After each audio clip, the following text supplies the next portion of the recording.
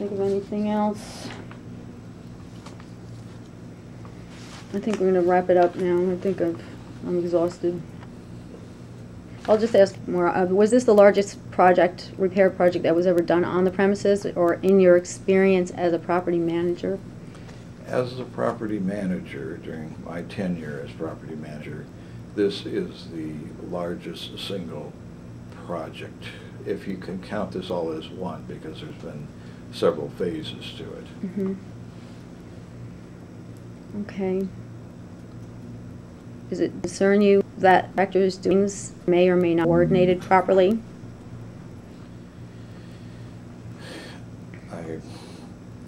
I think what the problem I have with that question is it supposes that there would record new about it. Not contractors at times doing concern to you. These are professionals. They are highly skilled. They're licensed. They're approved by State Farm, which is a major insurance company. They work for them all the time. Your question about concern, I don't know what you're really asking, but I am confident that State Farm hires competent people, and I couldn't hire any more qualified or more competent people.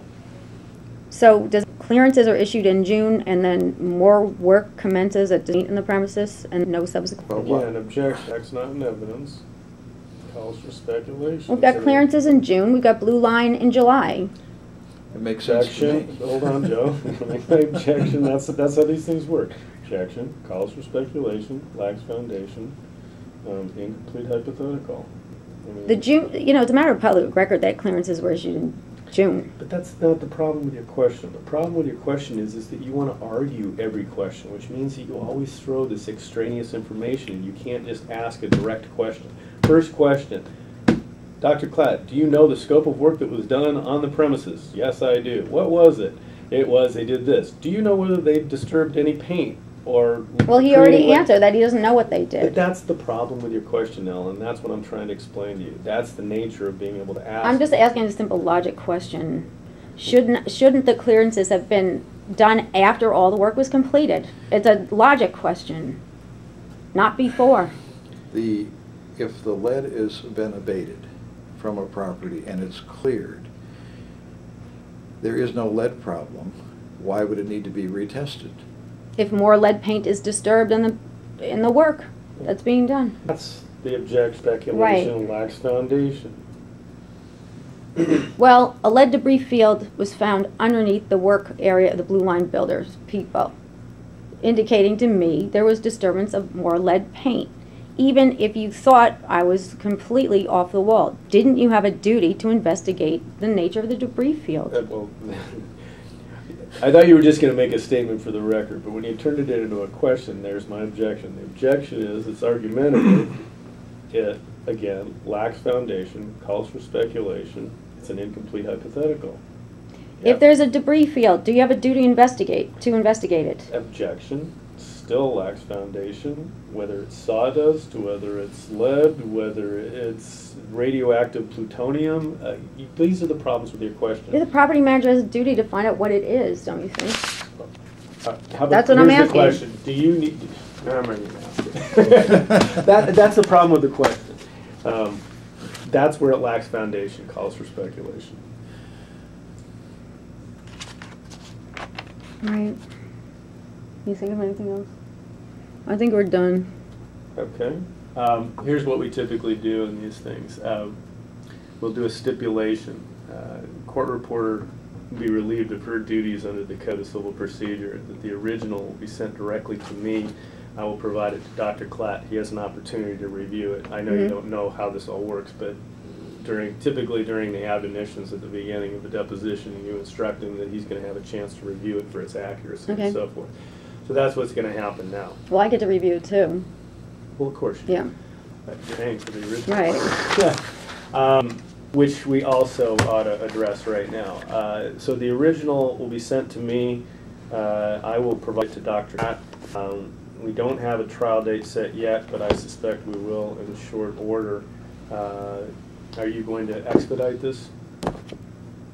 Yes, because this is a... Be careful when you say that. Well, this is going to how much does it cost if you expedite it?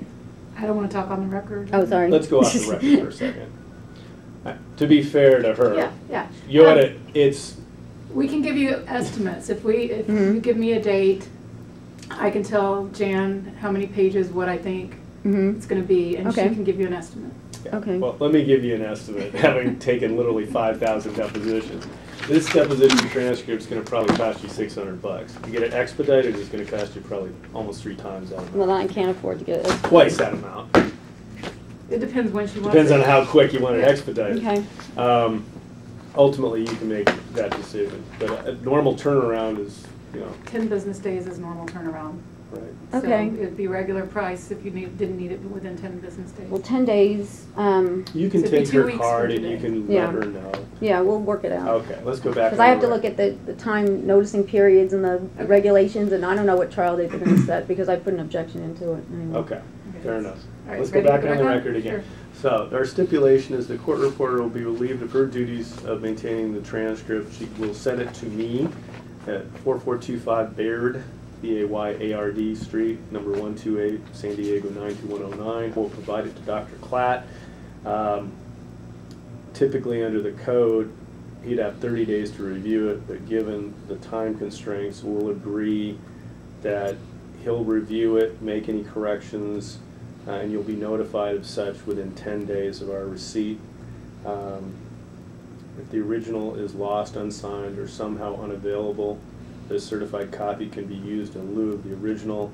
And we'll have to decide, typically what happens here is you notice the deposition, but I typically maintain custody of the original, which is going to cause you issues because then you'd have to purchase a certified copy. As a courtesy, I would let you maintain custody of the original. All right. Which is going to save you a lot of money. Yeah, thank you.